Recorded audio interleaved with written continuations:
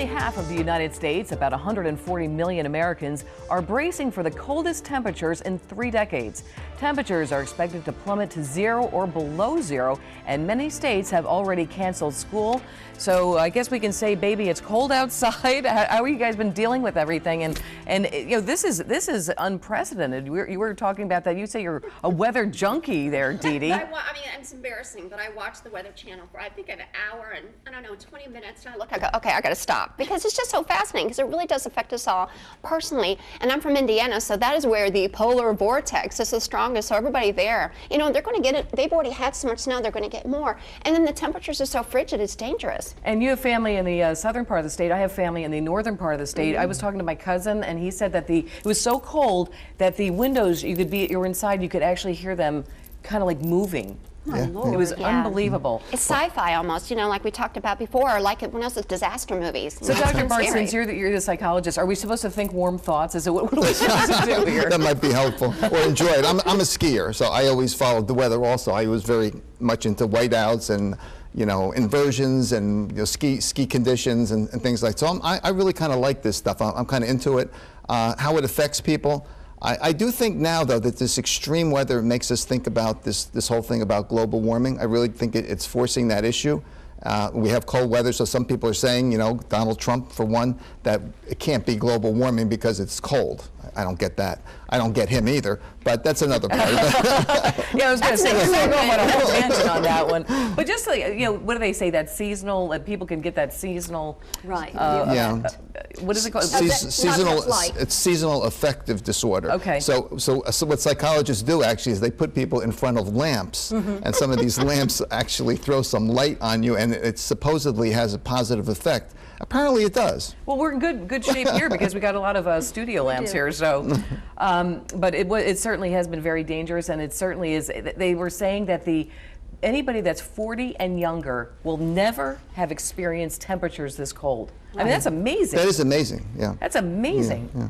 Well, we also closed out this year on a sad note. Actor James Avery, best known for playing Uncle Phil on The Fresh Prince of Bel-Air, well, he died on New Year's Eve. He was 65 years old, and just an iconic figure to many folks who watch that show.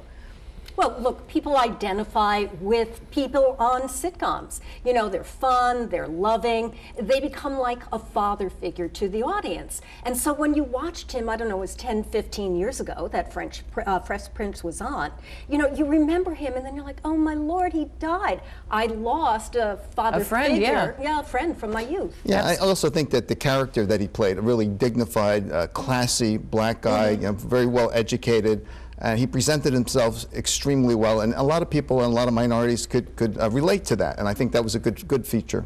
Well, and the message was, I mean, because, you know, I think they're coming into the age of where there were more black sitcoms, more black shows, which is good. And this was not just a regular family, this was a judge in Bel-Air. So it's kind of fun, and, you know, to see that and kind of get the message. And it worked because it was on for many years. Yeah, well, it was on like for something like 7 or 8 years, and you said 10 or 15 years ago, but now, you know, he also became well known in the reruns as well. Right. So, but a very, Smith, very sad passing. It was a sad way to start off the new year. I know Will Smith was also on that show and credited him for helping him when he was a young actor. So, And a great actor. He's really good. He was good.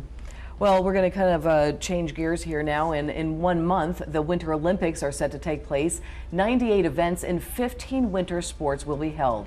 But preparation for the Games has been met with controversy. There is the history of the site, the high level of corruption, the mistreatment of the LGBT community, and of course, all countries are questioning the security after a series of bombings. So I just think everybody is, I don't know, there's a little angst over these Olympics. I mean, I don't know if we've ever felt this on edge about an Olympic event. Well, remember 96 down in Atlanta when there were the bombings there. And then 1972 in Munich. And, you know, so it's happened before, and it's happened on a pretty big scale. But it's never happened, I don't think, previously. Yeah. You know, and there's been so much controversy around these. Putin's, you know, a lot of world leaders have said they're not going, and And I think President Obama said he wasn't going, right?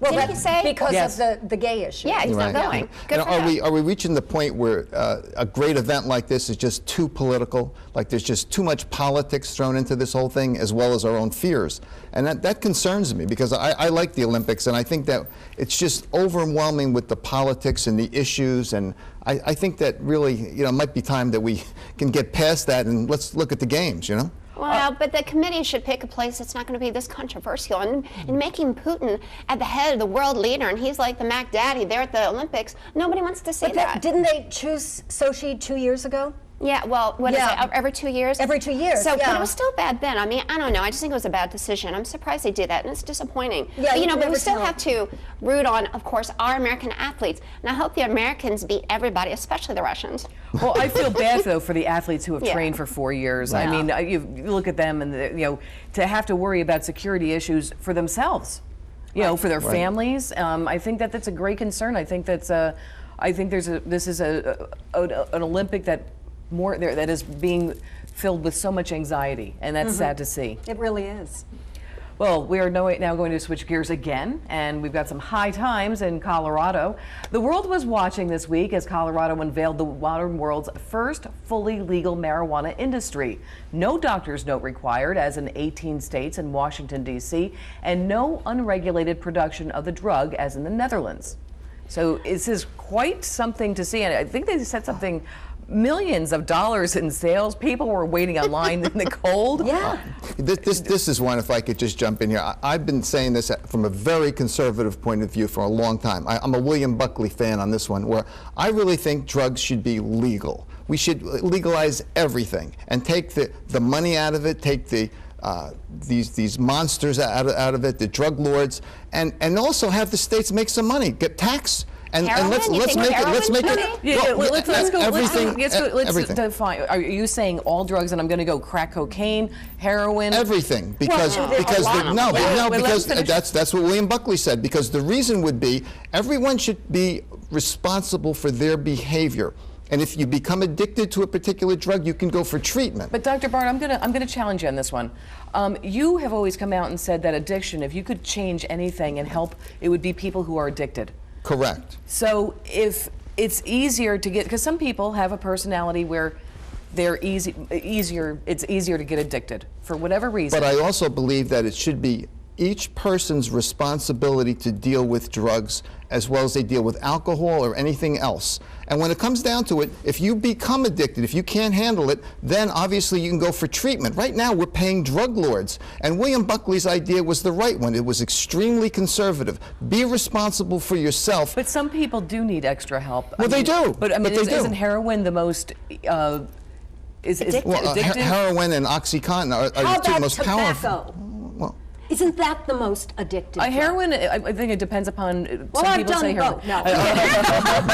No, but I'm saying that so many people die from alcohol and tobacco-related diseases. Absolutely. Yeah, but they're in not this going away. country. You know that. That's over. I mean, Sure, but what about people who are addicted to heroin? We don't know for sure how it's going to compare. That would be a great study if it would be legalized. I think there's and a then we huge could difference. see. There's an ocean of difference between heroin and marijuana. I mean, because marijuana, is that addictive? I don't know. I mean, it's an herb. Look, I'm a libertarian on this, like what you're saying, but I think you take it to the extreme. To say that cocaine and heroin should be legalized, I don't get that at all. But I think with marijuana, I don't necessarily have a problem it with cures it. glaucoma. Yeah, it's I don't good have for a problem with cancer it. patients and I think that it should be said I that think that's there is a clear difference between marijuana and something like heroin. Absolutely. However, when you come to all of these drugs, people can make their own judgments. They can make their own determinations. And William Buckley's idea was not too extreme when it comes from a conservative guy like him. What he believed in is that you could spend money on treatment rather than spend money on security guards. guards. What you're saying, conservatives are never going to go for legalizing marijuana. In fact, heroin. In fact, they're like, oh my gosh, you think it's okay to legalize marijuana? I actually do. And the reason I say that is because a lot of people use it anyway. I've never used it, not going to, but it's an herb, and I think it's very different than heroin. But let's take just a lighter tone, but just when you read all the headlines, Rocky Mountain High. There were just so many. They were so thrilled. Headlines. But it was amazing to see they had something like millions and millions. I do agree that the money shouldn't go to the drug lords. I think that's. So look, right now, the money is being spent by us because we have the war on drugs. We have incarcerated so many people, and it's racially indiscriminate. And you can also get cocaine. You can get heroin almost anywhere at any time. So look who's being hurt. We're losing money in taxes. Do you know with marijuana But you can die alone, from heroin. Marijuana is a different situation. And people die, unfortunately, from alcohol. We're going to go on to our final subject, folks. We're going to take a look at some of the New Year's celebrations around the world. Of course, it was only a couple days ago. And here's a little bit of trivia. The island nations of Kiribati and Samoa are the first to welcome the new year. Honolulu, Hawaii is among the last. And here's just some of those pretty pictures from around the world. And